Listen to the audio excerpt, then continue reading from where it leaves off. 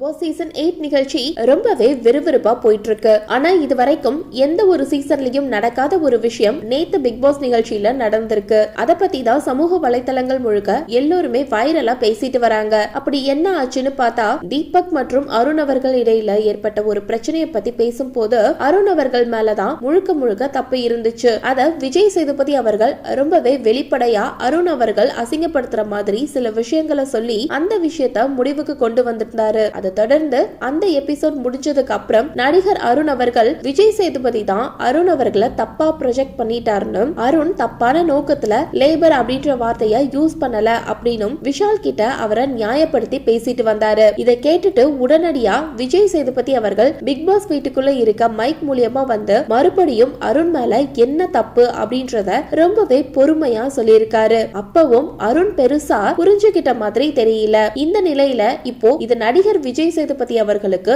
மிகப்பெரிய கோவத்தை உருவாக்கி இருக்காம். அது மட்டும் இல்லாம அவர் வெளியே வந்து ஏன் இவரு இப்படி பண்றாரு, அவரு என்ன பச்சை குழந்தையா, தெளிவா தானே சொல்றோம், அதை கூட புரிஞ்சுக்க முடியலையா, இவரெல்லாம் என்ன மனுஷன் அப்படின்னு கோவமா பேசி இருக்காராம். மேலும் இதுவரைக்கும் எந்த ஒரு சீசன்லயும் ஒரு ஹோஸ்ட் இப்படி எபிசோட் முடிஞ்சதுக்கு அப்புறம் ஒரு கண்டஸ்டன்ஸ் கிட்ட பிக் பாஸ் மைக் மூலியமா பேசினதே இல்ல. இன்னும் சொல்ல போனா இது முழுக்க முழுக்க அருண் மேலதான் எல்லா தப்பும் இருக்கு. இதுல சமூக வலைத்தளங்கள்ல இப்போ நடிகர் அருண் அவர்களை ரொம்பவே மோசமா திட்டிட்டு வந்துட்டு இருக்காங்க. சோ இந்த வீடியோவை பார்த்துட்டு இருக்க நீங்க நடிகர் விஜய் சேதுபதி சொல்லியிருக்க இந்த விஷயத்த பத்தியும் அருண் பண்ணது எவ்வளவு பெரிய தப்பு அப்படின்ற உங்களுடைய கருத்துக்களையும் கீழே உள்ள கமெண்ட் செக்ஷன்ல ஷேர் பண்ணுங்க. மேலும் இது போன்ற பல முக்கியமான செய்திகளை தெரிஞ்சுக்க நம்ம சேனலை மறக்காம சப்ஸ்கிரைப் பண்ணுங்க.